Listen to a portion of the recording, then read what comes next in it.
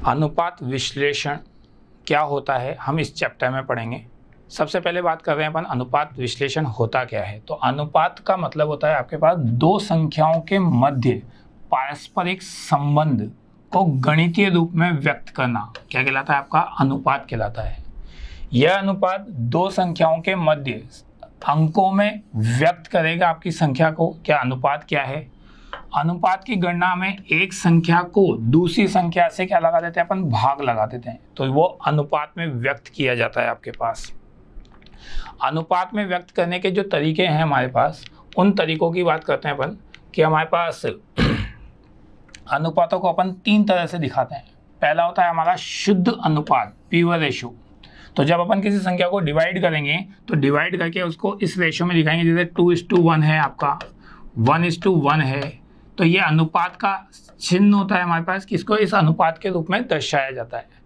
दूसरा होता है प्रतिशत के रूप में, यानी कि परसेंटेज में 20%, 25%, यानी कि किसी चीज़ को हम प्रतिशत में बोलते हैं तो वो आउट ऑफ 100, 100 में से होता है, तो हम परसेंटेज निकालने के लिए इसको 100 से कैलकुलेट करते हैं। प्रतिशत के अंतर्गत दो मदों के मध्य पारस्परिक संबंध को सैकड़े से, 100 से के रूप में क्या किया जाता है, व्यक्त किया जाता है। तो जब भी हम प्रतिशत की बात करेंगे, इनटू क्या कर देंगे अपन, 100 कर देंगे। तो ये दूसरा तरीका होता है हमारे पास अनुपातों को दर्शाने का। तीसरा और लास्ट तरीका होता है हमारे पास दर, रेट में। रेट का मतलब 2 गुना, 3 गुना, 5 गुना, इस तरह से दर में दर्शाया जाता है। तो दो संख्याओं को जब अपन दर के रूप में दिखाते हैं, जैसे कितनी गुना है, 2 गुना है, 3 गुना है, तो उतने गुने के रूप में जब दर्शाया जाता है तो उसे दर के रूप में दर्शाना कहते हैं हमारे पास। तो ये हमारे पास स्थिति होती है। अनुपात विश्लेषण क्या होता है और इसको किस तरह से हम बुक्स में दिखाते हैं, अब उन पे आते हैं अपन। अनुपात विश्लेषण वित्तीय विवरण जो होते हैं हमारे, वित्तीय विवरण में होता है हमारा profit and loss, balance sheet के अर्थपूर्ण विश्लेषण की एक महत्वपूर्ण तकनीक है। इसके अंतर्गत निर्दिष्ट उद्देश्यों की पूर्ति के लिए वित्तीय विवरणों को 2 या 2 से अधिक मदों के मध्य लेखांकन अनुपात के रूप में दर्शाया जाता है या उसको लिखा जाता है। तो 2 या 2 से अधिक मदें हैं हमारे पास, जो भी हमारे वित्तीय विवरण हैं उनके अंतर्गत, और उनके मध्य कोई ना कोई रिजल्ट, कोई ना कोई निष्कर्ष निकालने के लिए हम अनुपात विश्लेषण करते हैं। अनुपात विश्लेषण जो हमने करा है उसके क्या क्या उद्देश्य होते हैं, अपन उस पर आते हैं। तो उद्देश्य में आपके पास सबसे पहला उद्देश्य है व्यवसाय के उन क्षेत्रों की पहचान करना जहां ध्यान देने की आवश्यकता होती है। तो जो जो क्षेत्र जिनमें हमें व्यवसाय की जानकारी मिलती है उनका हम विश्लेषण करते हैं अनुपात से। व्यवसाय की तरलता का, ऋण शोधन क्षमता का, क्रियाशीलता का, लाभप्रद का, इनका विश्लेषण कर सकते हैं आप। उन संभावित क्षेत्रों के बारे में पता लगाना जिन्हें सही प्रयासों के द्वारा बेहतर बनाया जा सकता है, ये अनुपात विश्लेषण का उद्देश्य है हमारा। नेक्स्ट उद्देश्य है अन्य फर्म जो होती है हमारी, यानी हमारे बिजनेस के अलावा जो दूसरी फर्में हैं उनसे हम तुलना कर सकते हैं, सूचना प्रदान करते हैं हमारे पास, और भावी योजनाओं के लिए भी हमें क्या मिलती है, सूचनाएं मिलती है। तो हमारे पास इन उद्देश्यों के आधार पर हम इनका विश्लेषण कर सकते हैं। नेक्स्ट पॉइंट आ रहा है हमारे पास अनुपात विश्लेषण के क्या फायदे हैं, क्या लाभ हैं हमारे पास। तो पहला लाभ है हम पूर्वानुमान लगा सकते हैं। पूर्वानुमान का मतलब है हम भविष्य का अनुमान लगा सकते हैं कि भैया जो घटना घट चुकी है उसका भविष्य में उसका क्या प्रभाव पड़ेगा। नियोजन में सहायक होता है हमारे पास, प्लानिंग करने में सहायक होता है कि फ्यूचर की प्लानिंग कैसे बनानी है आपको। समन्वय अथवा संवहन में क्या होता है हमारा, सहायक होता है। दो फर्म के 2 ईयर के जो डेटा हैं उनके बीच में क्या तालमेल हो सकता है, पहले से प्रॉफिट बढ़ रहा है या घट रहा है, उसका तुलना कर सकते हैं। हमारे लाभों में किस अनुपात में वृद्धि हो रही है उनकी तुलना कर सकते हैं, तो इनमें सहायक होता है। नियंत्रण में सहायक होता है, अगर हमारे पास प्रॉफिट हर साल कम हो रहे हैं या हमारी शोधन क्षमता बढ़ रही है या घट रही है, उस पर कंट्रोल करने में ये क्या होता है हमारा, सहायक होता है। वित्तीय विवरण जो होते हैं उनके विश्लेषण करने में क्या होता है हमारा, सहायक होता है। हमारे फाइनेंशियल एनालिसिस इन्हीं के आधार पे करते हैं कि भैया हमारा रेशो शोधन क्षमता कैसी है, हमारे पास भुगतान करने की क्षमता कैसी है, हमारे पास प्रॉफिट कितना बढ़ रहा है, यानी प्रॉफिट का अनुपात कितना है, या प्रॉफिट कितनी दर से बताया जा रहा है। तो ये सारी चीज़ें हम अनुपात विश्लेषण में याद करते हैं। तो ये अनुपात विश्लेषण हमें इस तरह की चीज़ों की जानकारी देता है, उनके फायदे बताता है। नेक्स्ट आता है हमारे पास कि अनुपात विश्लेषण क्या किस प्रकार से वर्गीकरण किया जाता है, यानी जो भी हम अनुपात विश्लेषण पढ़ रहे हैं वो कितने तरह के अनुपात विश्लेषण पढ़ रहे हैं। तो सामान्यतः अनुपात विश्लेषण को हम दो हिस्सों में बांटते हैं, एक तो संरचनात्मक और एक क्रियात्मक।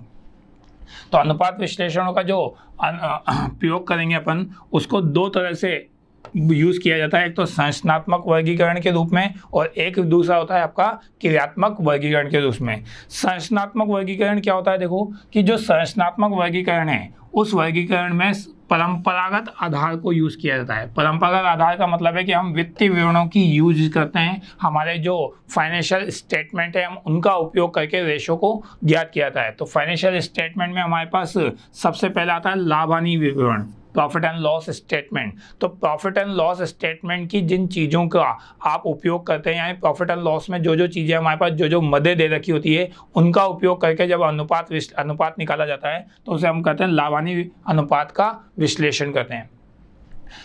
सेकेंड पॉइंट होता है हमारे पास चिट्ठा, बैलेंस शीट। बैलेंस शीट अनुपात, तो जब बैलेंस शीट की मदों को उपयोग किया जाता है तो बैलेंस शीट की मदों का उपयोग करके फिर हम अनुपात निकालते हैं, तो हमारे पास ये बैलेंस शीट की सहायता से वित्तीय अनुपात कहलाते हैं। अनुपात चिट्ठे में ज्ञात मदों को की सहायता से निकाले जाते हैं, वित्तीय अनुपात भी कहते हैं। इसमें तरलता अनुपात, चालू अनुपात, स्वामित्व अनुपात आदि को क्या कहा जाता है, शामिल किया जाता है। तीसरा और लास्ट अनुपात होता है हमारा मिश्रित अनुपात। मिश्रित अनुपात का मतलब होता है आपका कि हम प्रॉफिट एंड लॉस और बैलेंस शीट दोनों की मदों को एक साथ शामिल करते हैं। ऐसे अनुपात लाभ हानि विवरण और चिट्ठे दोनों की सहायता से ज्ञात किए जाते हैं। इसमें एक मद लाभ हानि खाते की विवरण की और दूसरी मद चिट्ठे की होती है, तो दोनों मदों को हम शामिल करके निकाल रहे हैं तो वो मिश्रण अनुपात होते हैं। तो ये हमारे संरचनात्मक वर्गीकरण कहलाता है। अब आते हैं अपन क्रियाशीलता अनुपात पे। क्रियाशीलता जो वर्गीकरण है हमारा, क्रियात्मक वर्गीकरण, क्रियाशीलता भी बोल सकते हो आप इसको, क्रियात्मक वर्गीकरण भी बोल सकते हो, कोई दिक्कत नहीं है। तो इस प्रकार के वर्गीकरण वर्तमान में अधिक उपयोगी होते हैं। विभिन्न पक्षकारों की आवश्यकता अनुसार निम्न प्रकार से इनको क्या कहा जाता है, बांटा जाता है। तो अलग अलग क्रियात्मक वर्गीकरण है हमारे पास, और वो क्रियात्मक वर्गीकरण कौन कौन से हो सकते हैं जरा देखते हैं। पहला वर्गीकरण आ रहा है हमारे पास क्रियात्मक में अल्पकालीन देय क्षमता या तरलता अनुपात। तो हमारे पास जो तरलता अनुपात है या अल्पकालीन देय क्षमता, क्षमता का मतलब है हमारे पास भुगतान करने की क्षमता अल्पकालीन कैसी है, कि हम शॉर्ट टर्म टाइम पीरियड में किस राशि को भुगतान करने की क्षमता कैसी है, कितने दिनों में हम उसका भुगतान कर सकते हैं या हम उनका भुगतान करने की स्थिति में हैं या नहीं है। तो आपके पास इसमें ये दे रखा है, देखो तरलता से आशय कंपनी की चालू दायित्वों के भुगतान करने की क्षमता से होता है। तरलता अनुपातों की गणना संस्था के अल्पकालीन शोधन क्षमता को ज्ञात करने हेतु निकाली जाती है। तो हमारे पास मेनली अल्पकालीन शोधन क्षमता ज्ञात करते हैं। तो इसमें कौन कौन से रेशो शामिल होते हैं, उसमें सबसे पहला रेशो है हमारा करंट रेशो, चालू अनुपात। करंट रेशो में हम व्यवसाय की जो चालू संपत्तियां होती है और जो व्यवसाय के चालू दायित्व होते हैं उनके मध्य संबंध को दर्शाते हैं। चालू दायित्व अनुपात ज्ञात करने के लिए चालू संपत्तियों को चालू दायित्वों से क्या कर दिया जाता है, भाग लगा दिया जाता है। फॉर्मूला है हमारे पास current assets upon current liabilities. इसी रेशो को अपन वर्किंग कैपिटल रेशो, कार्यशील अनुपात भी कहते हैं। तो करंट एसेट जो है उनको करंट लायबिलिटीज से डिवाइड करोगे और डिवाइड करके जो अनुपात निकाला जाएगा वो वर्किंग कैपिटल रेशो या फिर करंट रेशो कहलाता है। करंट एसेट्स में हम क्या क्या शामिल करते हैं जरा उसकी बात कर लें अपन। करंट एसेट्स में हमारे पास करंट विनियोग, इस करंट विनियोग में क्या क्या आता है, विपणन योग्य प्रतिभूतियां या अल्पकालीन प्रतिभूतियां आती है। स्टॉक को शामिल करते हैं। स्टॉक में क्या क्या आता है, देखो कच्ची सामग्री यानी रॉ मटेरियल, चालू कार्य या अर्धनिर्मित कार्य, तैयार माल या व्यापारिक स्टॉक, ये सारी चीजें हमारे पास करंट एसेट्स में शामिल करते हैं। इसके अलावा थर्ड पॉइंट दे रखा है व्यापारिक प्राप्य यानी ट्रेड रिसीवेबल। ट्रेड रिसीवेबल में आपके BR, जिनको हम BR बोलते हैं, बिल रिसीवेबल, वो आ जाते हैं और डेटर्स आ जाते हैं। डेटर्स जब आप लोगे तो डेटर्स में डूबत ऋण का आयोजन नहीं आना, यानी उसको हमें लेस करना है। अगर डेटर्स हैं तो डेटर्स पे जो PBD provision for bad debts बनाते हैं उनको क्या कर देंगे अपन, उसमें से माइनस कर देंगे। फोर्थ पॉइंट में हमारे पास करंट एसेट्स में हमारा कैश या कैश के इक्विवेलेंट समतुल्य जो चीज़ें होती है वो शामिल होती है, जैसे रोकड़ जो कैश इन हैंड है हमारा, बैंक बैलेंस है, चेक है, ड्राफ्ट है, ये सब चीज़ें हमारे पास कैश इन हैंड में शामिल की जाती है और कैश इन हैंड या कैश इक्विवेलेंट जो है वो करंट एसेट्स में शामिल किए जाते हैं। लास्ट पॉइंट है हमारा अल्पकालीन ऋण या अग्रिम ऋण जो होते हैं, short term loan and advances, ये सारी की सारी चीज़ें हमारे पास करंट एसेट्स में शामिल की जाती है। नेक्स्ट आ रहा है आपके पास करंट लायबिलिटीज। करंट लायबिलिटीज में क्या क्या शामिल कर रहे हैं जरा देखो आपके पास करंट लायबिलिटीज। तो करंट लायबिलिटीज में हम किन किन चीज़ों को शामिल करते हैं या क्या क्या करंट लायबिलिटीज होती हैं उनकी बात करते हैं। तो सबसे पहला आ रहा है आपका अल्पकालीन उधार यानी short term loan. Short term loan में जैसे कोई मांग ड्यू जो देय होती है वो ऋण आ जाएंगे, जमाएं आ जाएगी, अल्पकालीन ऋण आ जाएंगे या अल्पकालीन अग्रिम आ जाएंगे। लोन एंड एडवांसेस जो शॉर्ट टर्म होते हैं उनको हम शामिल करते हैं। व्यापारिक देय ट्रेड पेबल्स जो होते हैं वो आएंगे, जिसमें बीपी देय बिल का मतलब क्या होता है हमारा बीपी, और क्रेडिटर्स जो होते हैं वो शामिल हो जाते हैं। अन्य चालू दायित्व क्या क्या हो सकते हैं जरा उनकी बात करें। तो अन्य चालू दायित्व में वर्तमान में जो देय दीर्घकालीन ऋण है, दीर्घकालीन ऋण है लेकिन वर्तमान में देय यानी 12 महीने के अंदर अंदर चुकाना है, उनकी अमाउंट। ऋण पत्रों का जो अदद बकाया चल रहा है वो आ जाएगा, देय ब्याज आ जाएगा, उनका बकाया ब्याज। अल्पकालीन जो हमारे लाभांश हैं वो आ जाएंगे आपके। अनुपार्जित आय आ जाएगी आपकी। अदत्त परिपक्व निरपेक्ष आ जाएंगे, डिपॉजिट्स आ जाएंगे। अनुपार्जित ब्याज आ जाएगा आपका। परिपक्व ऋण पत्र आ जाएंगे। अनुपार्जित ब्याज और अग्रिम याचना आ जाएगी आपकी, और अन्य देय राशियां शामिल की जाएगी। इसके अलावा जो अल्पकालीन प्रावधान है यानी शॉर्ट टर्म प्रोविजंस होते हैं, जिनको अपन जैसे कर्मचारियों हितार्थ के लिए प्रावधान रखते हैं, उनके व्यय के लिए प्रावधान रखते हो, कर के लिए प्रावधान रखते हैं अपन, या प्रस्तावित लाभांश के लिए कोई प्रावधान है, तो ये सारे प्रावधान करंट लायबिलिटीज में क्या किए जाएंगे आपके शामिल किए जाएंगे।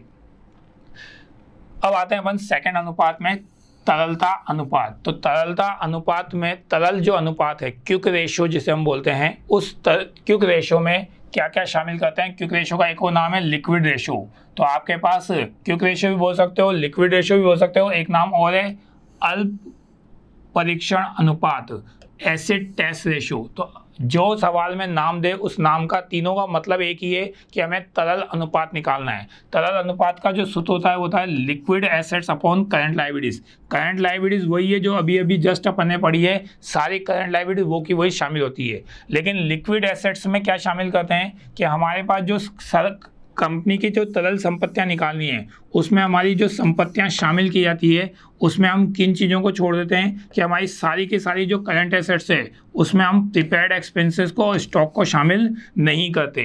तो हमारे पास जितनी भी एसेट्स है उन एसेट्स को, करंट एसेट्स को में हम स्टॉक को और प्रीपेड को अलग अलग कर देंगे। तो कौन सी एसेट्स आ जाएगी आपकी, लिक्विड एसेट्स आ जाएगी। तो लिक्विड एसेट निकाल के उसे करंट लायबिलिटी से डिवाइड कर दो, लिक्विड रेशियो आ जाएगा। लिक्विड रेशियो का जो संतोषजनक अनुपात माना जाता है वो क्या माना जाता है, 1:1 माना जाता है।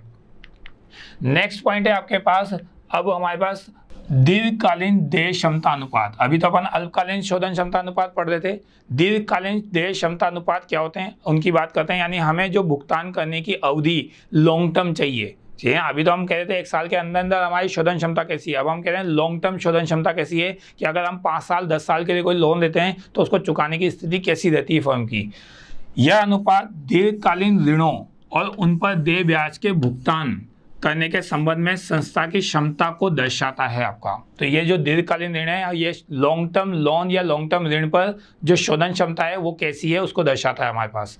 इनमें क्या क्या शामिल करते हैं हमारे पास, सबसे पहला रेशो आ रहा है आपका ऋण समता अनुपात, डेब्ट इक्विटी रेशियो। तो डेब्ट इक्विटी रेशियो में हमारे पास व्यवसाय के जो बाह्य और आंतरिक कोष होते हैं के पारस्परिक संबंध के आधार पर दीर्घकालीन वित्तीय स्थिति की सुदृढ़ता का विश्लेषण करने के लिए अत्यंत महत्वपूर्ण है।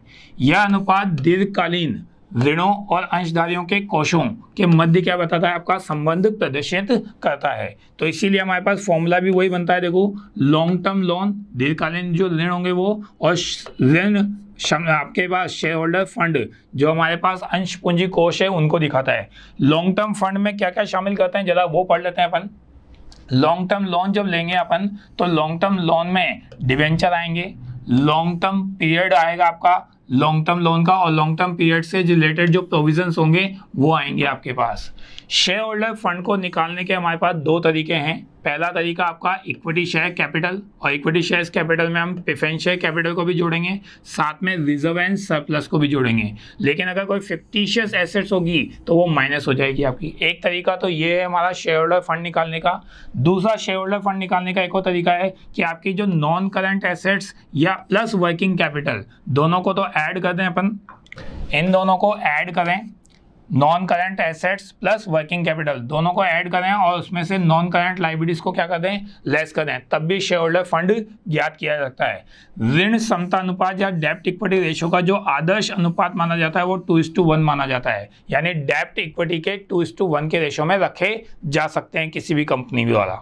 नेक्स्ट आ रहा है हमारे पास स्वामित्व अनुपात, प्रोप्राइटरी रेशो। प्रोप्राइटरी रेशो में हमारे पास जो अनुपात है वो स्वामियों या अंशधारियों के कोष जो होते हैं उनका कुल संपत्तियों के मध्य क्या निकाला जाता है, संबंध प्रदर्शित किया जाता है।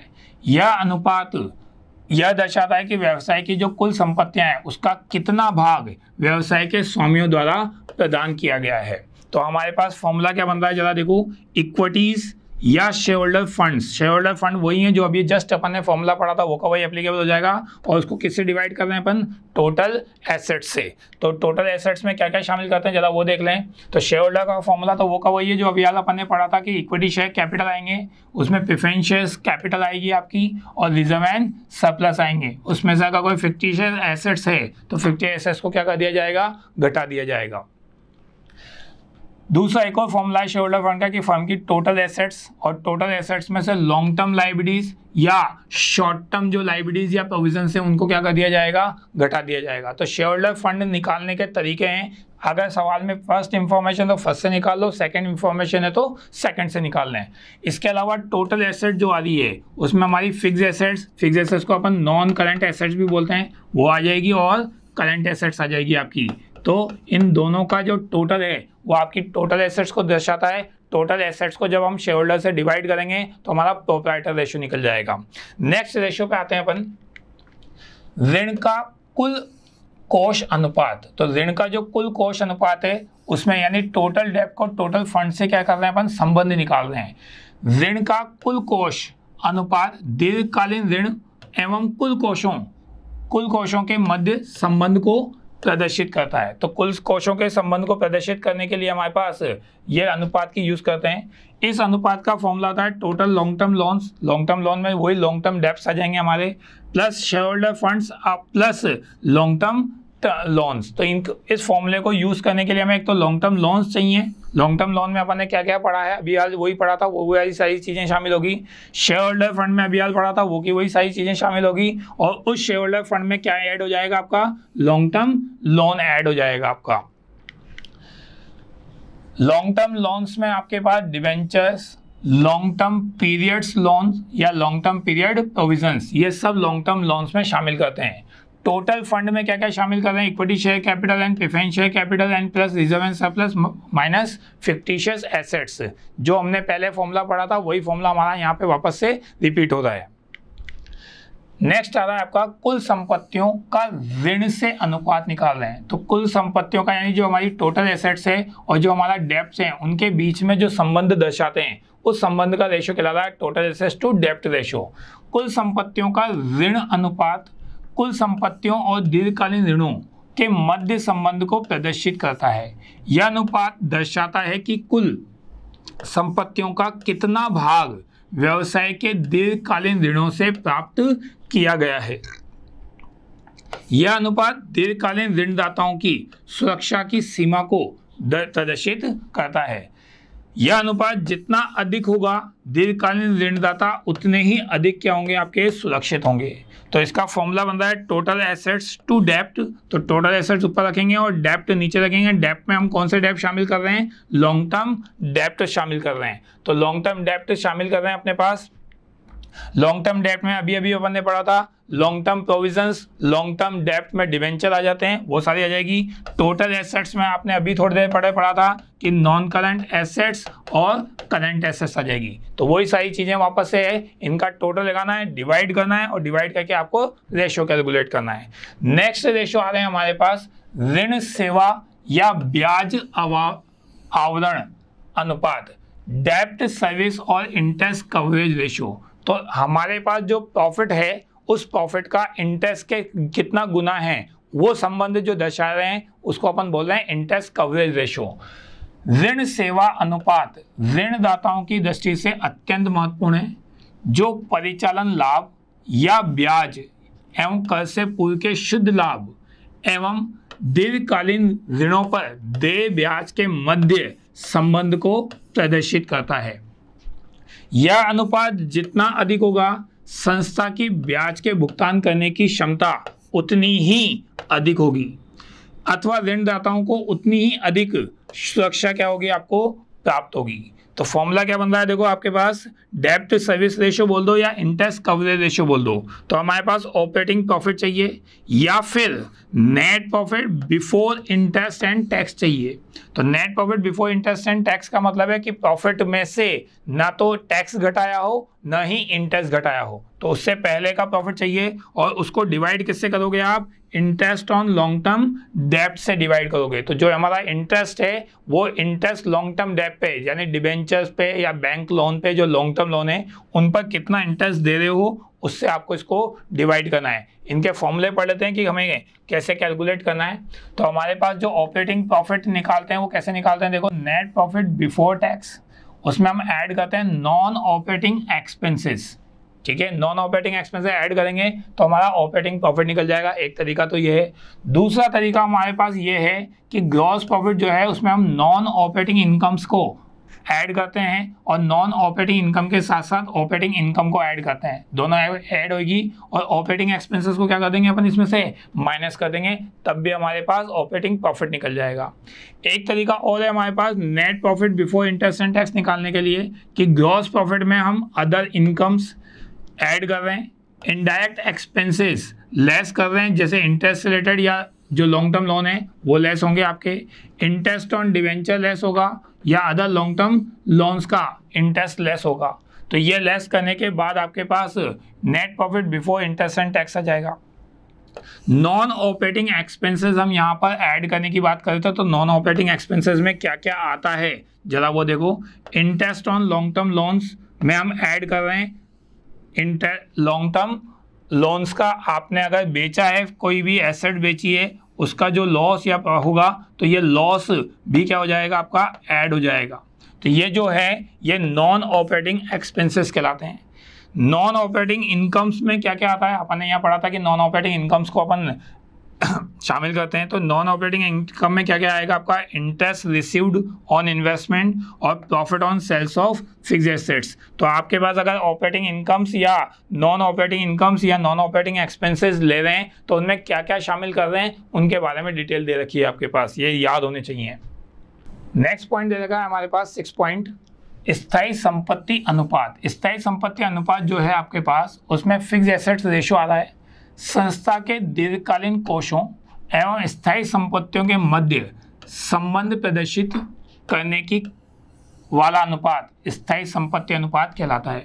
स्थायी संपत्ति अनुपात में क्या शामिल कर रहे हैं, देखो नेट एसेट्स जो हमारी फिक्स्ड एसेट्स है वो net fixed assets upon total capital employed. तो नेट फिक्स्ड एसेट्स का मतलब है कि हमारी जो फिक्स्ड एसेट्स होती है उसमें से क्या लेस कर दिया हो आपने, डेप्रिसिएशन लेस कर दिया हो, तो हमारी नेट फिक्स्ड एसेट्स आ जाएगी आपकी। कैपिटल एम्प्लॉयड निकालना है तो कैपिटल एम्प्लॉयड कैसे निकालेंगे अपन, शेयर होल्डर फंड में ऐड करना है आपको लॉन्ग टर्म लोन, एक तरीका तो ये है। दूसरा तरीका हमारे पास एक और है कि हमारी जो फिक्स्ड एसेट्स और करंट एसेट्स है उन दोनों को ऐड करना है और उसमें से करंट लायबिलिटीज को क्या करना है आपको माइनस करना है। तो हमारे पास इस तरह से फिक्स्ड एसेट्स रेशियो निकाल सकते हैं। नेक्स्ट और लास्ट पॉइंट आ रहा है हमारा 7th, पूंजी दंतीकरण अनुपात, capital gearing ratio. Capital gearing ratio का मतलब है कि हमारी जो पूंजी है वो 2 तरह की होती है, एक तो परिवर्तनशील वाली और एक स्थायी लागत वाली। तो उन दोनों के मध्य क्या निकालना है अपने को, संबंध निकालना है। तो जरा कैपिटल गेयरिंग रेशियो का फॉर्मूला पढ़ें। वेरिएबल कॉस्ट वाली जो हमारी कैपिटल है वो और फिक्स कॉस्ट वाली जो कैपिटल है उनके बीच में जो संबंध है उस फॉर्मूले को हम कैपिटल गेयरिंग रेशियो कह रहे हैं। वेरिएबल कॉस्ट वाली में आता है इक्विटी शेयर होल्डर फंड और फिक्स कॉस्ट वाली में क्या आता है आपका डिबेंचर और प्रेफरेंस शेयर्स। इन दोनों को जोड़कर जब लेंगे तो ये फिक्स्ड एसेट्स वाली आ जाएगी आपकी कि फिक्स कॉस्ट वाली एसेट्स को शामिल कर रहे हैं। वेरिएबल कॉस्ट जो है उसका फिर फॉर्मूला बता रखा है आपको कि आप इक्विटी शेयर कैपिटल जोड़ोगे प्लस रिजर्व एंड सरप्लस जोड़ेंगे। फिक्स्ड कॉस्ट बियरिंग कॉस्ट में हमारे पास डिवेंचर्स आएंगे, preference shares, other long term loans which interest is paid at the fixed rate से, जिन पर भी आप फिक्स रेट से पे करते हो वो सारी फिक्स्ड कॉस्ट बियरिंग कैपिटल कहलाती है आपकी। तो ये हमारे पास दीर्घकालीन शोधन क्षमता अनुपात है। अब अपन पढ़ते हैं नेक्स्ट क्रियाशीलता या निष्पादन अनुपात।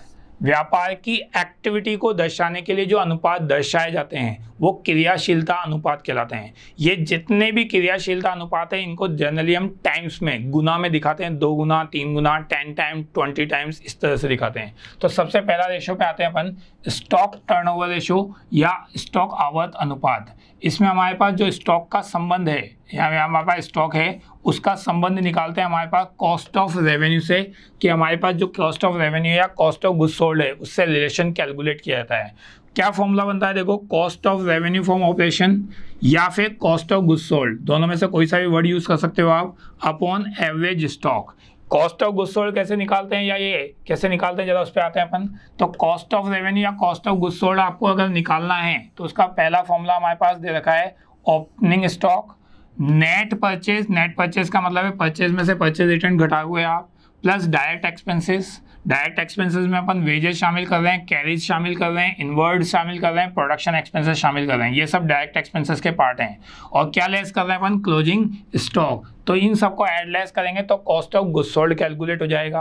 कॉस्ट ऑफ गुड्स सोल्ड निकालने का एक फॉर्मूला और है हमारे पास कि हमारी जो नेट सेल है यानी टोटल सेल्स में से सेल्स रिटर्न घटा देंगे तो नेट सेल आ जाएगी। नेट सेल्स में से हमें ग्रॉस प्रॉफिट को क्या करना है, माइनस करना है। तो हमारे दोनों तरीके हैं, जो भी हमारा इंफॉर्मेशन होगी हम उसको कैलकुलेट कर सकते हैं। एवरेज स्टॉक निकालने का तरीका है हमारा opening stock plus closing stock divide by 2, ये कैलकुलेट कर सकते हैं अपन। सेकंड फॉर्मूला आता है हमारे पास व्यापारिक प्राप्य या देनदार आवर्त अनुपात, ट्रेड रिसीवेबल्स या डेटर्स टर्नओवर रेशियो। तो आपके पास डेटर्स टर्नओवर रेशियो का मतलब है हम साल भर में देनदारों को कितनी उधार देते हैं। तो आपके पास यही अनुपात है। यह अनुपात संरचना के से उधार आगम यानी उधार विक्रय जो होती है और व्यापारिक प्राप्यों के मध्य संबंध को दर्शाता है। संबंध को दर्शाने के लिए जो फॉर्मूला यूज करते हैं वो है net credit revenue from operation या net credit sales upon average trade receivable या एवरेज ट्रेड डेटर्स, जो भी आप बोलो या जो भी आप लिखते हैं अपन। इनके क्या फॉर्मूले हैं जरा वो पढ़ लेते हैं। तो जो क्रेडिट सेल्स निकालनी है आपको उसमें कैसे निकालना है कि जो टोटल सेल होती है उसमें से कैश सेल अलग कर दो और सेल्स रिटर्न अलग कर दो, तो जो बचेगा वो नेट क्रेडिट सेल्स बच जाएगी आपकी। एवरेज रिसीवेबल्स कैसे निकालेंगे अपन, तो opening trade receivable, trade receivable में आपके पास डेटर्स एंड बीआर दोनों आ जाते हैं, यानी बीआर और डेटर्स दोनों ट्रेड रिसीवेबल में अपन शामिल करते हैं। तो ओपनिंग बैलेंस और क्लोजिंग बैलेंस दोनों को ऐड करोगे और 2 से क्या करेंगे अपन उसको डिवाइड करेंगे, तो एवरेज ट्रेड रिसीवेबल्स कैलकुलेट हो जाएगा आपका।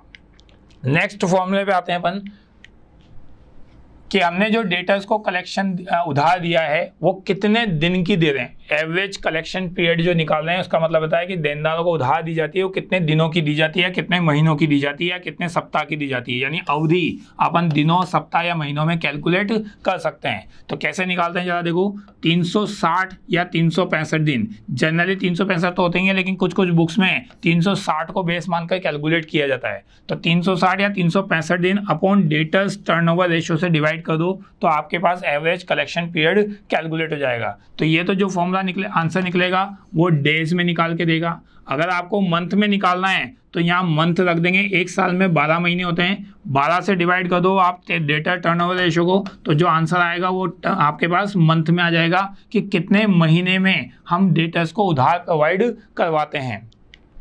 नेक्स्ट आ रहा है आपके पास व्यापारिक देय या लेनदार आवर्त अनुपात, यानी जो क्रेडिटर्स हैं उनका टर्नओवर रेशियो क्या है आपका। तो क्रेडिटर्स तैयार होते हैं हमारे पास उधार विक्रय से, उधार क्रय से। तो उधार क्रय से जो तैयार कर रहे हैं उनका संबंध हमारे लेनदारों के साथ निकाला जाता है। तो जब लेनदारों का उधार क्रय के साथ संबंध निकालेंगे तो क्रेडिटर टर्नओवर रेशियो कहलाएगा। क्रेडिटर टर्नओवर रेशियो का formula net credit purchase upon average trade payables. Average trade payables कैसे निकालते हैं, तो उसके लिए हमारे पास फॉर्मूला है एवरेज ट्रेड पेबल्स निकाल रहे हैं, ओपनिंग ट्रेड पेबल्स और closing trade payables. Opening trade payables का मतलब हो गया आपका क्रेडिटर्स एंड बीपी, दोनों को ऐड कर रहे हैं, और ओपनिंग एंड क्लोजिंग दोनों को ऐड करेंगे और दो से क्या कर देंगे, डिवाइड कर देंगे। अगर आपको क्रेडिट परचेज भी निकालनी पड़े तो क्रेडिट परचेज कैसे निकालेंगे, टोटल जो परचेज है उसमें से कैश परचेज अलग कर दो, परचेज रिटर्न अलग कर दो, तो आपके पास क्या निकल जाएगी, नेट क्रेडिट परचेज निकल जाएगी। नेक्स्ट फॉर्मूले में आते हैं कि जो क्रेडिटर्स को हम भुगतान की अवधि दे रहे हैं वो कितनी अवधि दे रहे हैं, यानी क्रेडिटर्स से जब उधार खरीद रहे हो तो वो कितने दिन की उधार देते हैं, 10 दिन की उधार दे रहे हैं या 10 महीने की उधार दे रहे हैं। तो वापस वही चीज़ कि हम इनको दिनों में, हफ्तों में या महीनों में किसी भी प्रकार से क्या कर सकते हैं, कैलकुलेट कर सकते हैं। अगर हम दिन में निकाल रहे हैं एवरेज पेमेंट पीरियड, तो दिन यानी 360 या 365 दिन को ऊपर रख देंगे अपन, अपॉन क्रेडिटर्स टर्नओवर रेशियो आ जाएगा आपका। एवरेज पेमेंट पीरियड निकाल रहे हैं तो एवरेज पेमेंट पीरियड अगर मंथ में निकाल रहे हैं तो 12 का ऊपर रख दो, और नीचे क्या रख देंगे अपन, क्रेडिटर्स टर्नओवर रेशियो रख देंगे। तो दोनों तरीका है, अगर डेज रखोगे तो आंसर डेज में आ जाएगा, मंथ रखोगे तो मंथ में आ जाएगा। नेक्स्ट पॉइंट आ रहा है आपके पास working capital turnover ratio. Working capital turnover ratio जो निकालते हैं अपन, कार्यशील पूंजी आवर्त अनुपात, उसमें वर्किंग कैपिटल यानी जो कार्यशील पूंजी है उसका परिचालन की आय से शुद्ध विक्रय जो निकलता है आपका revenue from operation, net cell जिसे हम बोलते हैं, उसका संबंध किससे निकाल रहे हो आप, वर्किंग कैपिटल से निकाल रहे हो। फॉर्मूला भी यही है, देखो, नेट रेवेन्यू फ्रॉम ऑपरेशन या net sales upon working capital, ये निकालना है आपको।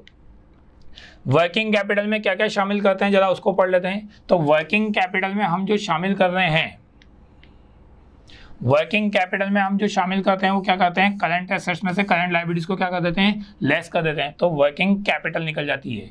रेवेन्यू फ्रॉम ऑपरेशन या नेट सेल्स जो है उसका क्या मतलब है कि टोटल सेल जो है, टोटल सेल में कैश सेल और क्रेडिट सेल दोनों आ गई, टोटल सेल्स में से हमें सेल्स रिटर्न को क्या करना है, लेस करना है।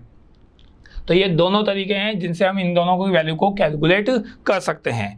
नेक्स्ट फॉर्मूले पे आते हैं अपन, कुल पूंजी या शुद्ध मूल्य आवर्त अनुपात, टोटल कैपिटल या नेट वर्थ टर्नओवर रेशियो, इसका संबंध कैसे निकालते हैं जरा देखो। कुल पूंजी आवर्त अनुपात का परिचालन से आगम या शुद्ध विक्रय, नेट सेल जो होती है विक्रय, और कुल पूंजी और शुद्ध मूल्य के मध्य क्या निकाला जाता है, संबंध ज्ञात किया जाता है। तो संबंध निकालने के लिए वापस वही फॉर्मूला के किसको किससे डिवाइड कर रहे हैं, तो हमें नेट सेल चाहिए जो अभी थोड़ी देर पहले पड़ी थी वैसे वैसे ही, और उसको कैपिटल एम्प्लॉयड से क्या करना है, आपको डिवाइड करना है। नेट रेवेन्यू या नेट सेल निकालने का वही फॉर्मूला है जो अभी थोड़ी देर पहले पढ़ा अपन ने कि टोटल सेल्स जिसमें कैश सेल और क्रेडिट सेल दोनों आ जाएगी, उसमें से अपन सेल्स रिटर्न को क्या कर देंगे, माइनस कर देंगे, तो आपके पास नेट सेल निकल जाएगी। कैपिटल एम्प्लॉयड कैसे निकालना है, कैपिटल एम्प्लॉयड निकालने के दो फॉर्मूले हैं, शेयर होल्डर फंड चाहिए प्लस उसमें लॉन्ग टर्म लोन ऐड करना है। तो एक तरीका तो ये है, दूसरा तरीका है हमारे पास कि fix assets plus current asset दोनों को जोड़ेंगे यानी टोटल एसेट्स हो जाएगी, उसमें से हम करंट लायबिलिटीज को क्या कर देंगे, माइनस कर देंगे। तो इस तरीके से भी हम टोटल कैपिटल एम्प्लॉयड कैलकुलेट कर सकते हैं। एक पॉइंट आ रहा है हमारे पास, स्थायी संपत्ति आवर्त अनुपात, फिक्स्ड एसेट्स टर्नओवर रेशियो, क्या मतलब है जरा समझते हैं। स्थायी संपत्ति आवर्त अनुपात में स्थायी संपत्तियों के कुशल एवं लाभप्रद उपयोग का माप है। तो स्थायी संपत्तियों का कितना उपयोग किया जा रहा है उसका संबंध निकालने के लिए हम इस रेशियो का उपयोग कर रहे हैं। Fixed assets turnover ratio, fixed asset turnover ratio में हमें नेट सेल चाहिए, नेट सेल को अपन रेवेन्यू फ्रॉम ऑपरेशन के नाम से भी जानते हैं, दोनों में से आप कुछ भी लिख सकते हो, एक ही वर्ड है दोनों। अपॉन फिक्स्ड एसेट्स यानी फिक्स्ड एसेट्स से डिवाइड करेंगे। फिक्स्ड एसेट्स में अपन land and building, plant and machinery ये लोग शामिल करते हैं। तो आपके पास रेवेन्यू फ्रॉम ऑपरेशन या नेट सेल निकालने का तरीका वापस वही, टोटल सेल्स में से सेल्स रिटर्न घटा रहे हैं, और फिक्स्ड एसेट्स अगर चाहिए तो फिक्स्ड एसेट्स में से अपने को डेप्रिसिएशन लेस करना है। फिक्स्ड एसेट्स में फर्नीचर, मशीन, बिल्डिंग्स, इनको अपन क्या करते हैं, शामिल करते हैं। नेक्स्ट पॉइंट आ रहा है आपका चालू संपत्ति आवर्त अनुपात, current assets turnover ratio. Current assets turnover ratio जो है आपका करंट एसेट्स का जब अपन रेशियो निकालते हैं तो करंट एसेट्स का नेट सेल के संबंध में जो संबंध होगा, नेट सेल और करंट एसेट्स के बीच में जो संबंध होगा उसको अपन बोल रहे हैं करंट एसेट्स टर्नओवर रेशियो। तो रेवेन्यू फ्रॉम ऑपरेशन या नेट सेल तो ऊपर रखोगे आप और करंट एसेट्स से क्या करोगे, डिवाइड करोगे। वैसे तो अपन थोड़ी देर पहले ही पढ़ चुके हैं कि करंट एसेट्स में क्या क्या शामिल होता है, एक बार फिर पढ़ लेते हैं। तो आपके पास रेवेन्यू फ्रॉम ऑपरेशन या नेट सेल निकालने का तरीका वापस वही, टोटल सेल्स में से अपन नेट सेल्स को क्या कर रहे हैं, नेट सेल्स निकालने के लिए सेल्स रिटर्न को क्या कर रहे हैं, लेस कर रहे हैं। करंट एसेट्स निकालने के लिए क्या क्या जोड़ोगे, करंट इन्वेस्टमेंट जोड़ लेंगे, स्टॉक जोड़ लेंगे, ट्रेड रिसीवेबल्स जोड़ लेंगे, short term loan and advances को ऐड कर लेंगे, अदर करंट एसेट्स या कैश एंड कैश इक्विवेलेंट, ये सारी चीजें इसमें शामिल की जाती हैं।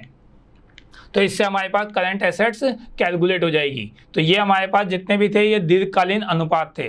अब अपने पास आ रहे हैं लाभप्रद अनुपात। लाभप्रद अनुपात जो हमें निकालने हैं, प्रॉफिटेबिलिटी रेशियो, ये दो बेस पे निकलते हैं। एक निकलते हैं विक्रय के पे आधार पर, यानी कि हमारी जो सेल्स होती है उसके बेस पर, और एक होते हैं हमारे कैपिटल के बेस पर। तो दोनों बेस पे हमें प्रॉफिटेबिलिटी रेशियो निकालना है। जितने भी प्रॉफिटेबिलिटी रेशियो निकलेंगे वो सब प्रतिशत के आधार पर निकलेंगे, यानी प्रतिशत में दर्शाया जाता है।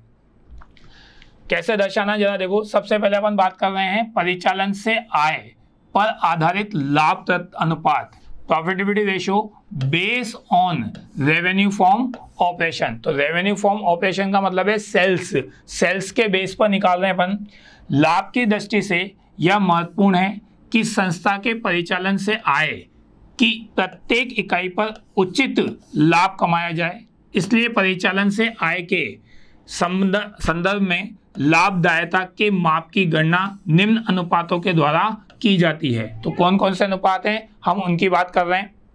तो कौन कौन से अनुपात आ सकते हैं। पहला अनुपात आता है हमारे पास सकल लाभ अनुपात, ग्रॉस प्रॉफिट रेशियो। तो ग्रॉस प्रॉफिट रेशियो में हमारे पास ग्रॉस प्रॉफिट को ऊपर रखेंगे अपन, ग्रॉस प्रॉफिट, और ग्रॉस प्रॉफिट को डिवाइड किससे करेंगे अपन, रेवेन्यू फ्रॉम ऑपरेशन या नेट सेल से, इनटू 100 जरूर लगाएंगे अपन, क्योंकि हमें यहाँ प्रतिशत में प्रदर्शन करना है। अगर आप प्रतिशत में नहीं दिखाना चाहते तो 100 मत लगाओ, लेकिन जनरली हम जैसे करें कि प्रॉफिटेबिलिटी रेशियो प्रतिशत में दिखाया जाता है, इसलिए इनटू 100 जरूर करते हैं। ग्रॉस प्रॉफिट कैसे निकालते हैं जरा वो देख लेते हैं अपन। तो ग्रॉस प्रॉफिट निकालने का जो सूत्र होता है उसमें हमारी जो नेट सेल है उस नेट सेल में से कॉस्ट ऑफ सेलिंग गुड्स या cost of goods sold less करते हैं। कॉस्ट ऑफ गुड्स सोल्ड कैसे निकालते हैं ये पहले पढ़ चुके हैं अपन, फिर भी एक फॉर्मूला फिर वापस दे रखा है। Opening stock, net purchase add कर रहे हैं, डायरेक्ट एक्सपेंसेस ऐड कर रहे हैं, प्रत्यक्ष व्यय ऐड कर रहे हैं, और इसमें से क्लोजिंग स्टॉक को क्या कर रहे हैं, लेस कर रहे हैं। तो ये आपके पास cost of selling of goods निकल जाएगा।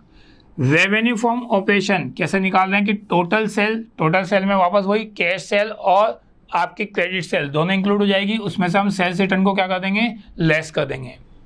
तो इस तरह से अपन ग्रॉस प्रॉफिट और नेट सेल क्या कर सकते हैं, निकाल सकते हैं। सेकंड फॉर्मूले पे आते हैं, नेट प्रॉफिट रेशियो, शुद्ध लाभ अनुपात। तो शुद्ध लाभ अनुपात नेट प्रॉफिट रेशियो जो निकाल रहे हैं उसका क्या मतलब है, देखो यह अनुपात शुद्ध लाभ नेट प्रॉफिट जो होता है उसका आगम से, परिचालन से जो आगम होती है उनके मध्य संबंध को क्या करता है, दर्शाता है।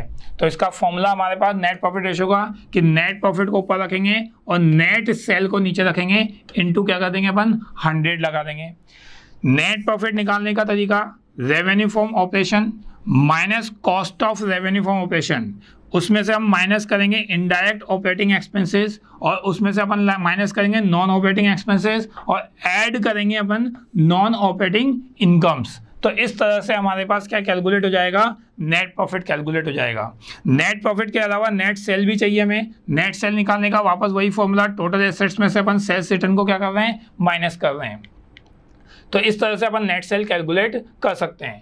नेक्स्ट अनुपात आ रहा है आपका संचालन अनुपात, ऑपरेटिंग रेशियो। ऑपरेटिंग रेशियो को अपन ऑपरेटिंग कॉस्ट रेशियो भी बोलते हैं। संचालन अनुपात व्यवसाय की संचालन कुशलता, ऑपरेटिंग इफिशियंसी एवं लाभदायकता, प्रॉफिटेबिलिटी का सूचक होता है। यह अनुपात परिचालन लागत, ऑपरेटिंग कॉस्ट एवं परिचालन से आगम अर्थात शुद्ध विक्रय, रेवेन्यू फ्रॉम ऑपरेशन या नेट सेल के मध्य संबंध को प्रदर्शित करता है। ऑपरेटिंग रेशियो कैसे निकालते हैं, ऑपरेटिंग एक्सपेंसेस ऊपर रखेंगे अपन, ऑपरेटिंग एक्सपेंसेस या ऑपरेटिंग कॉस्ट, कॉस्ट यूज करते हैं अपन इसके लिए कि ऑपरेटिंग एक्सपेंसेस का मतलब ऑपरेटिंग कॉस्ट आएगी आपके पास।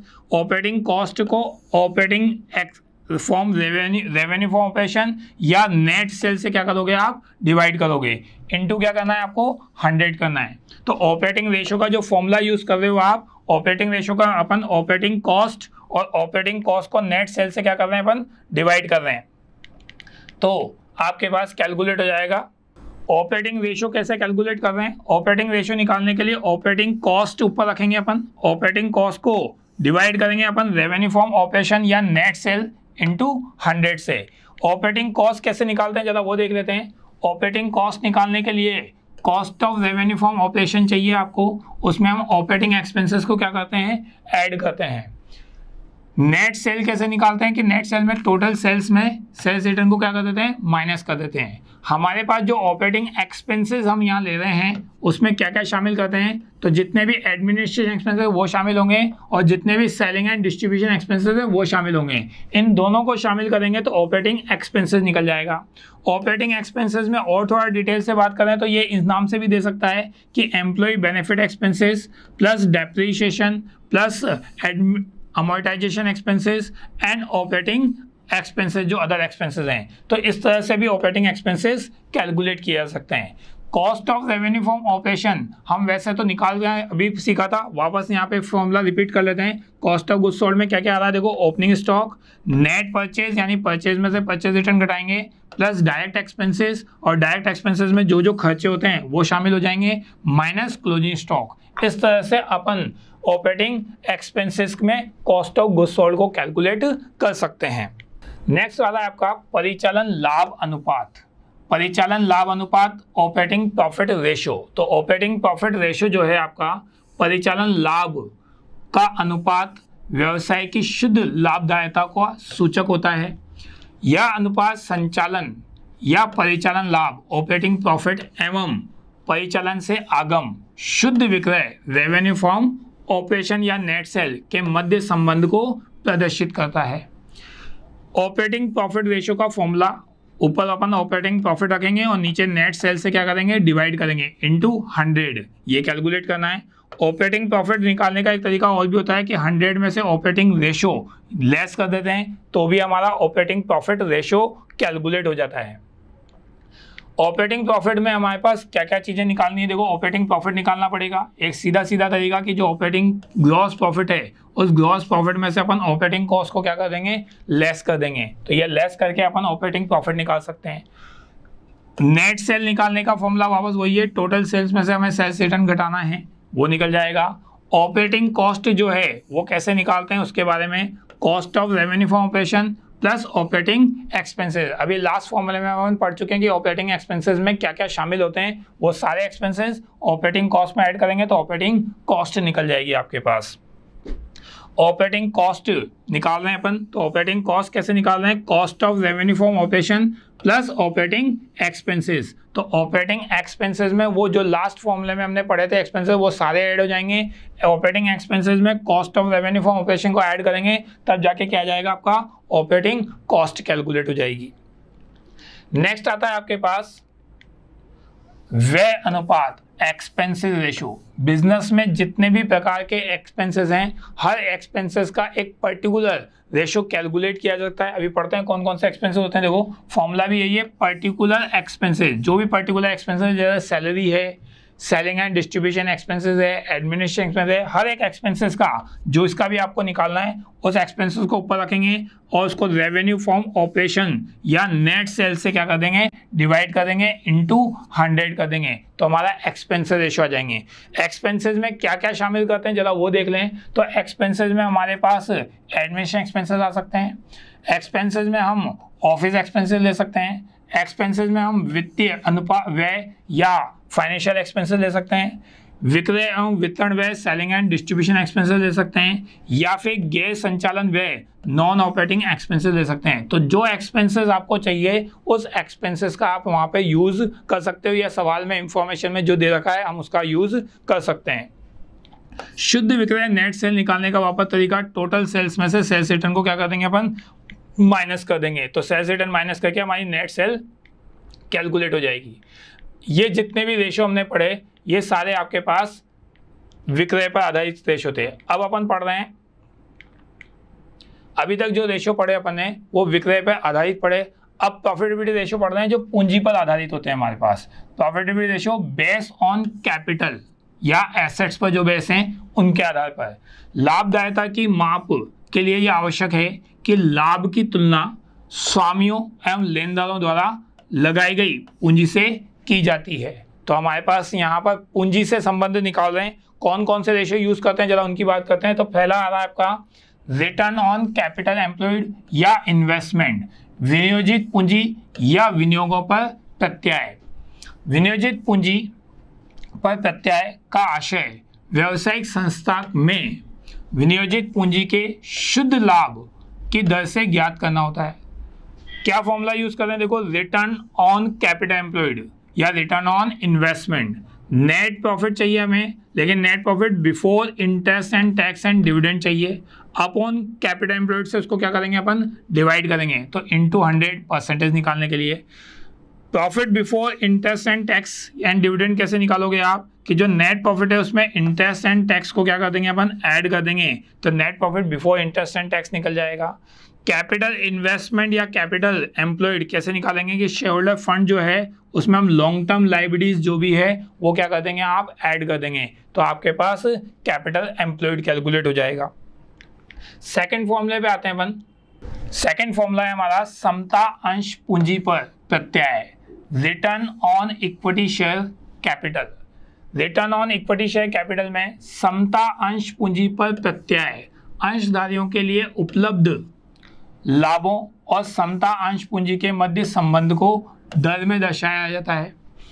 Return on equity share capital में आपके पास profit after interest tax and dividend ये लेना है आपको, और नीचे इक्विटी शेयर्स कैपिटल चाहिए इंटू 100, ये कैलकुलेट करते हैं। इनके फॉर्मूला में क्या क्या यूज करते हैं जरा वो देख लें अपन। जो profit after interest and tax चाहिए उसमें हमारे पास नेट प्रॉफिट आफ्टर टैक्स चाहिए होगा, यानी ये आफ्टर टैक्स ले रहे हैं अपन, और उस आफ्टर टैक्स में से प्रेफरेंस शेयर्स का डिविडेंड अलग कर देंगे। यानी प्रेफरेंस शेयर को जितना डिविडेंड देना है वो पहले दे देंगे, जो प्रॉफिट बचेगा वो इक्विटी का बच जाएगा। इक्विटी शेयर्स कैपिटल का मतलब इक्विटी शेयर कैपिटल ही होता है, यानी हमें इक्विटी शेयर कैपिटल की अमाउंट चाहिए कि हमें इक्विटी शेयर कैपिटल हमारे फर्म में या हमारी कंपनी में कितनी है। तो हमारी इक्विटी शेयर कैपिटल की जितनी भी अमाउंट है कि 10 लाख 20 लाख, उसमें कुछ भी इंक्लूड नहीं करना, सिर्फ इक्विटी शेयर कैपिटल को ही इंक्लूड करना है। नेक्स्ट पॉइंट आ रहा है हमारे पास स्वामित्व कोषों पर प्रत्यय, रिटर्न ऑन प्रोप्राइटर फंड।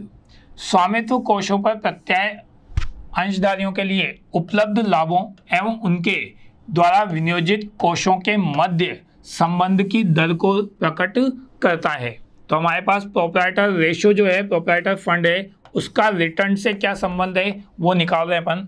तो net profit after interest and tax upon proprietor fund या शेयर होल्डर फंड, और उसको मल्टीप्लाई किससे कर देंगे अपन, 100 से। हमारे पास प्रॉफिट कैसे निकलेगा जरा उसकी बात कर लें, कि जो नेट प्रॉफिट अपन ने अर्न किया है, क्योंकि आफ्टर टैक्स और आफ्टर इंटरेस्ट का मतलब ये होता है कि जो प्रॉफिट अर्न किया है वो चाहिए हमें। इसके अलावा share holder fund, share holder fund में आपके पास इक्विटी शेयर कैपिटल आ जाएंगे, प्रेफरेंस शेयर कैपिटल आ जाएंगे, सारे रिजर्व एंड सरप्लस आ जाएंगे, और अगर कोई फिक्टिशियस एसेट्स है तो वो क्या कर दी जाएगी, इसमें से माइनस कर दी जाएगी। तो इस तरह से अपन शेयर होल्डर फंड कैलकुलेट कर सकते हैं। नेक्स्ट आ रहा है आपके पास कुल संपत्तियों पर प्रत्यय, रिटर्न ऑन टोटल एसेट्स। यह अनुपात संस्था की कुल संपत्तियों एवं कर घटाने के पश्चात लाभों के संबंध की माप को दर्शाता है। Return on total assets, return on total assets कैसे निकालते हैं अपन, net profit after tax and interest upon total assets, उसको मल्टीप्लाई कर दोगे आप इंटू 100 से। Profit after interest and tax का मतलब वही है कि जो फर्म ने कमाया है, जो प्रॉफिट आफ्टर टैक्स फर्म के पास बचा हुआ है वही प्रॉफिट हमें चाहिए। टोटल एसेट्स में अपने पास फिक्स एसेट्स और करंट एसेट्स। फिक्स एसेट्स का मतलब अपन पहले भी पढ़ चुके हैं, नॉन करंट एसेट्स लेते हैं अपन, तो नॉन करंट एसेट्स और करंट एसेट्स दोनों इंक्लूड हो जाएगी आपकी, तो वो फिक्स एसेट्स आ जाएगी आपके पास। नेक्स्ट अनुपात आता है आपके पास अर्जन एवं लाभांश पर आधारित लाभदायकता अनुपात, profitability ratio based on earning and dividend. तो अर्निंग एंड डिविडेंड से रिलेटेड जो प्रॉफिटेबिलिटी रेशियो है उनको अपन शामिल कर रहे हैं। ये अनुपात अंशधारी की कंपनी के वर्तमान एवं भावी विनियोगों के विश्लेषण में सहायक होते हैं। इनकी सहायता से प्रति अंश पुस्तक मूल्य, बाजार मूल्य, प्रति अंश अर्जन आदि की जानकारी ज्ञात करने के लिए इसी प्रकार के विभिन्न संस्थाओं की तुलना करने में भी ये क्या करते हैं, सहायता करते हैं।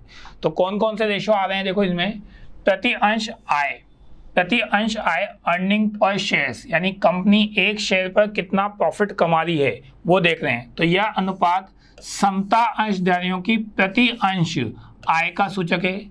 यह अनुपात जितना अधिक होता है कंपनी की कार्य निष्पादनता एवं कुल लाभप्रदता उतनी ही अच्छी मानी जाती है। इससे अंश बाजार मूल्य पर अनुकूल प्रभाव पड़ता है। तो जो अंशों का बाजार मूल्य है वो उतना ही अच्छा बताया जाएगा। Earning per share EPS, short में इसको एक वर्ड और बोलते हैं EPS। तो कैसे निकालेंगे देखो, profit after interest and tax and dividend on preference shares. हमें प्रॉफिट चाहिए और उस प्रॉफिट को नंबर ऑफ इक्विटी शेयर से क्या कर दोगे आप, डिवाइड कर दोगे। नंबर ऑफ इक्विटी शेयर मतलब इक्विटी शेयर की संख्या, 10,000 शेयर हैं, 20,000 शेयर हैं, उससे डिवाइड कर दोगे तो एक शेयर का अर्निंग पर शेयर आ जाएगा। सेकंड आ रहा है आपके पास profit after interest and tax and dividend. कैसे निकालेंगे कि जो हमारा नेट प्रॉफिट है आफ्टर टैक्स, उस आफ्टर टैक्स में से हम प्रेफरेंस शेयर डिविडेंड क्या कर देंगे, माइनस कर देंगे। तो माइनस करने के बाद जो वैल्यू आएगी वो हमारा net profit after tax and interest and dividend आ जाएगा। नंबर ऑफ शेयर्स कैसे निकालते हैं कि जो हमारी इक्विटी शेयर कैपिटल है उसको फेस वैल्यू से डिवाइड कर दो। जैसे कंपनी की कैपिटल 1 लाख की है, 1 लाख रुपीस की कैपिटल दे रखी है और एक शेयर 10 रुपये का है, तो डिवाइड कर दोगे तो 10,000 इक्विटी शेयर आ जाएंगे आपके। तो इस तरह से अपन number of equity shares calculate कर सकते हैं। नेक्स्ट पॉइंट पे आ रहे हैं अपन, प्रति अंश लाभांश डिविडेंड पर शेयर्स। कर अथवा पूर्वाधिकार अंशों पर लाभांश का वितरण करने के पश्चात जो उपलब्ध लाभ होते हैं वो समता अंशधारियों के लिए उपलब्ध आय होती है, किंतु समता अंशधारियों के लिए उपलब्ध संपूर्ण लाभ को लाभांश के रूप में वितरित नहीं किया जाता, अपितु इस लाभ में से कुछ लाभ कोषों में हस्तांतरित करते हुए शेष लाभ को समता अंशधारियों के लाभांश के रूप में क्या कर दिया जाता है, बांट दिया जाता है। तो कंपनी जितना लाभ कमा रही है उस लाभ में से कुछ लाभ अपने प्रेफरेंस शेयर को दे देगी, फिर जो प्रॉफिट बचेगा उसमें से भी कुछ अपने पास रख लेगी, जिसे हम कोष बोल रहे हैं, रिजर्व बोल रहे हैं, उसमें रख लेंगे और बाकी बचा हुआ लाभ हम शेयर होल्डर को बांटेंगे। तो इक्विटी शेयर होल्डर को जितना डिविडेंड के रूप में आप प्रॉफिट दे रहे हो उसकी अमाउंट चाहिए हमें, और उसको नंबर ऑफ इक्विटी शेयर से क्या कर देंगे अपन, डिवाइड कर देंगे। तो आपके पास अमाउंट देखना पड़ेगा कि इक्विटी शेयर्स को कितना डिविडेंड दे रहे हैं, जितना डिविडेंड दे रहे हैं उस अमाउंट को इक्विटी शेयर्स से क्या कर देंगे, डिवाइड कर देंगे। जैसे मैं कहूँ कि कंपनी 20,000 रुपये का प्रॉफिट बांट रही है, तो 20,000 का प्रॉफिट बांट रही है और 10,000 इक्विटी शेयर्स हैं हमारे पास, तो 10,000 इक्विटी शेयर से डिवाइड करेंगे तो एक शेयर पर डिविडेंड कंपनी कितना दे रही है, 2 रुपये दे रही है। तो इस तरह से अपन इसको कैलकुलेट कर सकते हैं। नेक्स्ट पॉइंट आ रहा है आपके पास थर्ड पॉइंट है आपका लाभांश भुगतान अनुपात डिविडेंड पे आउट रेशियो। लाभांश भुगतान अनुपात का प्रयोग प्रति अंश लाभांश एवं प्रति अंश अर्जन के मध्य संबंध को प्रदर्शित करने के लिए किया जाता है। डिविडेंड पे आउट रेशियो जो निकाल रहे हैं अपन, उसको निकालने का तरीका कि dividend payable on equity share, कि डिविडेंड कितना दे रहे हो आप, और earning available for equity share, कि एक इक्विटी शेयर पे कमाया कितना है। तो डिविडेंड जितना दे रहे हो वो डिविडेंड हमारे पास जो होता है वो अर्निंग से कम होता है। अभी थोड़ी देर पहले मैंने बताया कि कंपनी जितना प्रॉफिट अर्न करती है उसमें से कुछ अपने पास फंड में रख लेती है और बाकी डिविडेंड के रूप में देती है। तो कंपनी की अर्निंग तो ज़्यादा थी लेकिन डिविडेंड कम दिया। जैसे फॉर एग्जाम्पल अगर कंपनी 2 रुपये डिविडेंड दे दी है और कंपनी कमा 5 रुपये भी है, तो 2 रुपये अपॉन 5 रुपये डिवाइड करेंगे तो आपका dividend pay out ratio calculate हो जाएगा। नेक्स्ट पॉइंट आ रहा है मूल्य आय अनुपात, price earning ratio. Price earning ratio का क्या मतलब होता है, देखो अंशों का बाजार मूल्य एवं अंशों के अर्जित आय के मध्य जब संबंध को प्रदर्शित किया जाता है तो उस मूल्य को अनुपात की गणना की जाती है, मूल्य आय अनुपात की गणना की जाती है। प्राइस अर्निंग रेशियो कैसे निकाल रहे हैं, मार्केट प्राइस एक शेयर का और उसको अर्निंग पर शेयर से क्या कर देते हैं, डिवाइड कर देते हैं। जैसे मान लेते हैं कि किसी कंपनी का शेयर 50 रुपये मार्केट में बिक रहा है और अर्निंग पर शेयर 5 रुपये है, तो उसका प्राइस अर्निंग रेशियो कितना हो जाएगा आपका, 10 टाइम्स हो जाएगा, 10 गुना हो जाएगा। इस तरह से अपन इसको कैलकुलेट कर सकते हैं। नेक्स्ट पॉइंट आ रहा है लाभांश प्राप्ति अनुपात, dividend yield ratio. Dividend yield ratio जो निकाल रहे हैं इसमें डिविडेंड पर शेयर एवं प्रति अंश बाजार मूल्य के मध्य संबंध को प्रदर्शित करने के लिए लाभांश प्राप्ति अनुपात की गणना की जाती है। लाभांश प्राप्ति अनुपात जो निकाल रहे हैं, डिविडेंड यील्ड रेशियो निकाल रहे हैं, उसका formula dividend per share upon market price पर शेयर। तो जो कंपनी डिविडेंड दे रही है एक शेयर को, उसका संबंध किससे निकाल रहे हैं अपन, मार्केट प्राइस से निकाल रहे हैं, तो वो कहलाता है आपका डिविडेंड यील्ड रेशियो। तो ये आपके पास रेशियो कैलकुलेट किया जा सकता है। इस प्रकार से हमारे पास सारे रेशियो होते हैं जिनका हम एनालिसिस करने में इनका उपयोग करते हैं। तो ये मुख्य रेशियो थे।